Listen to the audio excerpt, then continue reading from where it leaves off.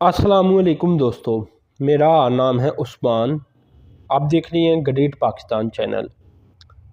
दोस्तों, Indian spy agency की जानिब से एक मज़ीद फ़ाल्स फ्लैग ऑपरेशन की तैयारी की जा रही थी और वो पाकिस्तान की जो एजेंसीज़ हैं उनकी जानिब से इस ऑपरेशन को पकड़ लिया गया है।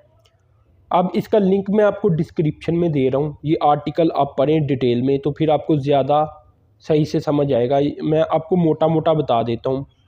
इसमें ये है कि 50 राइफ़ल, 30 पिस्टल और 20 हैंड ग्रेनेड्स और साथ में 50 किलोग्राम ड्रग इन्होंने कैरी करवाना था स्मगलर के ज़रिए, और ऐसा शो करना था कि ये पाकिस्तान से लाया गया है और इंडिया के ख़िलाफ़ इस्तेमाल होगा।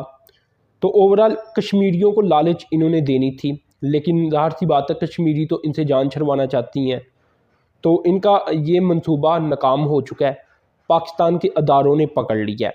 इसकी मुकम्मल डिटेल लिंक डिस्क्रिप्शन में है, ये आप लाजमी देखिए। और ये मोदी की रजामंदी के साथ सब कुछ किया गया, यानी हाई लेवल के ऊपर जाकर ये सारी प्लानिंग की गई थी। तो आर्टिकल आप पढ़ेंगे तो फिर ज़्यादा बेहतर तरीके के साथ आपको समझ आएगी। अब खैर दोस्तों, दूसरी डेवलपमेंट की तरफ चलता हूँ। ये खंजराब पास से सामने आ रही है।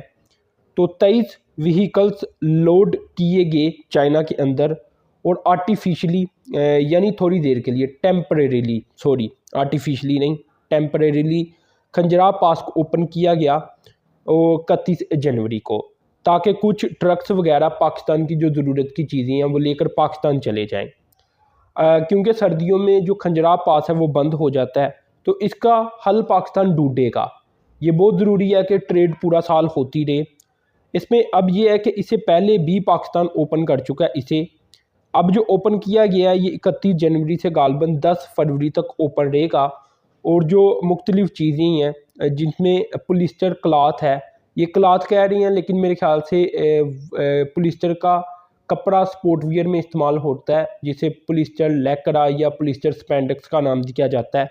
ये सियालकोट में बनता है और मैं सियालकोट में रहता हूँ तो इसलिए मुझे पता है। तो वो चाइना से आता है कपड़ा, तो मेरे ख्याल से ये वाला कपड़ा है जिसकी बाद में प्रोडक्ट्स तैयार होती हैं मुख्तलिफ स्पोर्ट वियर की और एक्सपोर्ट होती हैं। इसके अलावा ऑटो पार्ट्स हैं, रोल पेपर है और कोई टेप वगैरह है। ये सोस्ट ड्राई पोर्ट पहुँचेगा बहुत जल्द सारा सामान, और वहाँ से पूरे मुल्क में शिफ्ट कर दिया जाएगा जहाँ जहाँ की ज़रूरत होगी। और इससे पहले भी 19 से 20 जनवरी के दरमियान भी इसे ओपन किया जा चुका है और कोई 40 व्हीकल्स बताई जाती हैं पाकिस्तान में आए थे। ये टोटल मालियत बनती थी कोई तकरीबन $16 मिलियन की गुड्स। इसमें मशीनरी भी थी और वालनट वगैरह, हार्ड डिस्क वगैरह और इसी तरह क्लॉथ की आइटम वगैरह थी, कपड़ा वगैरह था। तो ये बड़ी अच्छी डेवलपमेंट है। अगर समुंदर के ज़रिए पाकिस्तान में ट्रेड आजकल आपको पता है मुश्किल हुई पड़ी है, क्योंकि डॉलर ना होने की वजह से कोई ज़्यादा काम हो नहीं पा रहा, इंपोर्ट हो नहीं पा रही। तो खैर जो ज़मीनी रास्ता है उसके ज़रिए जो अहम चीज़ें हैं वो पाकिस्तान इंपोर्ट कर पा रहा है।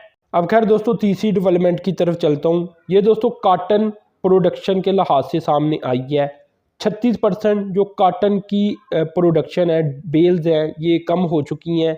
1 फरवरी 2023 तक का ये डेटा सामने आया है और इसका रीज़न हमें अच्छे तरीके के साथ पता है कि फ्लड आया, जिसकी वजह से इसकी जो बेल्स है, जो प्रोडक्शन है, उसके ऊपर बड़ा असर पड़ा है। जो गाइनिंग फैक्ट्रीज हैं वहाँ कोई टोटल 47 लाख से ज़ायद बेल्स आई हैं, जबकि दोस्तों पिछले साल इसी टाइम के दौरान कोई 74 लाख से ज़ायद बेल्स आ चुकी थी, यानी कोई 36% का डिक्रीज सामने आया फरवरी 1 तक के डेटे के मुताबिक।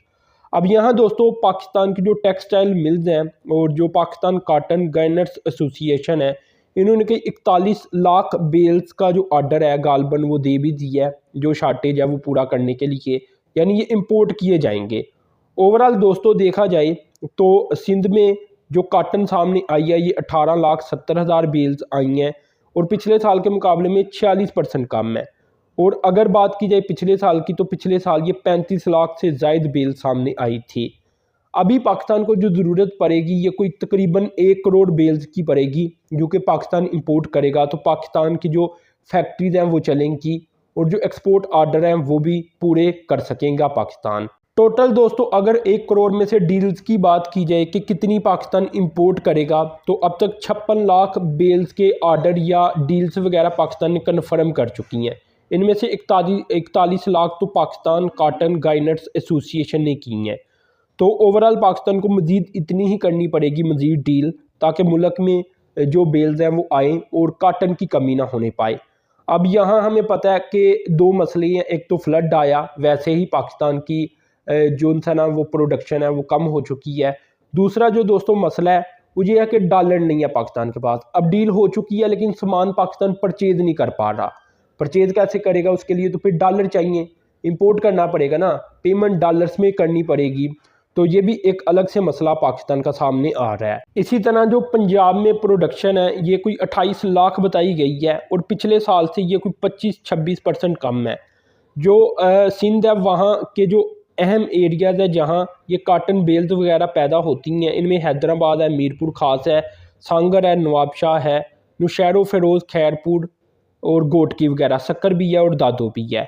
और पंजाब में दोस्तों मुजफ्फरगढ़ है, डेरा गाजी खान है, राजनपुर है, लिया है, रहीमयार खान है, बहावलपुर है और बहावल नगर है। इसके अलावा मुल्तान भी है और लोधरा भी।